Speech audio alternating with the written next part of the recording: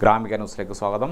കതിരൂർ പൊന്നത്ത് കളരി academy സ്ഥാപിക്കാൻ മുഴുവൻ ജനങ്ങളുടെയും രാഷ്ട്രീയം മറന്നുള്ള പിന്തുണയും പരിശ്രമവും ഉണ്ടാവണമെന്ന് സ്പീക്കർ അഡ്വക്കേറ്റ് എൻ ഷംസീർ.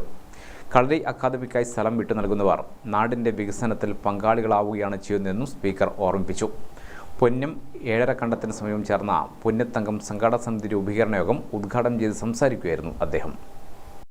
ജനകീയ ഉത്സവമായി മാറിക്കഴിഞ്ഞ പൊന്നത്തങ്കം കൂടുതൽ പൊലിമയോടെ ഈ വർഷവും നടപ്പിലാക്കുമെന്ന് സ്പീക്കർ ഉദ്ഘാടന ചടങ്ങിൽ പറഞ്ഞു.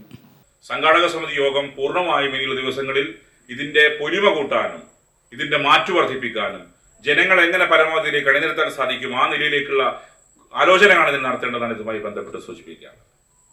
രണ്ടാമത്തെ ഭാഗം, സംസ്ഥാന സർക്കാർ കളരി അക്കാദമിക്ക് വേണ്ടി ഓൾറെഡി ബജറ്റിൽ പണം വകയിരുത്തി. ഈ കളരി അക്കാദമി യാഥാർത്ഥ്യമാക്കണം. ഇവിടെ ബജറ്റിൽ പണം വകയിരുത്തിയ നിങ്ങൾ മനസ്സിലാക്കേണ്ട കാര്യം, അത് തന്നാ തന്നെ അങ്ങ് വന്നോളുമെന്ന ധാരണ നമുക്ക് ആർക്കുണ്ടാകാൻ പാടില്ല. വകയിരുത്തപ്പെട്ട പണം എങ്ങനെ വിനിയോഗിച്ച് കളരി അക്കാദമി സ്ഥാപിക്കാം, അതിൽ നല്ലതുപോലെ നമുക്കെല്ലാം യോജിച്ച് പ്രവർത്തിക്കാൻ സാധിക്കണം എന്നുള്ളത്. കളരി അക്കാദമി യാഥാർത്ഥ്യമാകുമ്പം ഈ പ്രദേശം ആകെ മാറും. ഇതിന്റെ ഗുണഭോക്താക്കൾ പുണ്യക്കാരാണ്. ഇതിന്റെ ഗുണഭോക്താക്കൾ കതിരൂർ പഞ്ചായത്തുകാരാണ്. ഇവിടെ അനുബന്ധമായി മറ്റ് സംവിധാനങ്ങൾ നമുക്ക് തുടങ്ങാൻ പറ്റും. അപ്പൊ അങ്ങനെ എല്ലാ തലത്തിലും നാടിന്റെ സമഗ്ര പുരോഗതിക്കാണ് കളരി അക്കാദമി സ്ഥാപിക്കാൻ ശ്രമിക്കുന്നത്. പൊന്നത്തെ കളരി അക്കാദമിക്ക് വേണ്ടി ഞങ്ങൾ മുൻകൈ എടുക്കുന്നത് അതിൽ ജനങ്ങൾ രാഷ്ട്രീയം മറന്ന് നമ്മളുമായി സഹകരിക്കണം എന്നാണ് സൂചിപ്പിക്കുന്നത്. പൊന്നത്ത് കളരി അക്കാദമി യാഥാർത്ഥ്യമാക്കാനുള്ള പരിശ്രമത്തിലാണെന്നും ഇതിന് എല്ലാ വിഭാഗം ജനങ്ങളുടെയും പിന്തുണ ഉണ്ടാവണമെന്നും സ്പീക്കർ അഭ്യർത്ഥിച്ചു.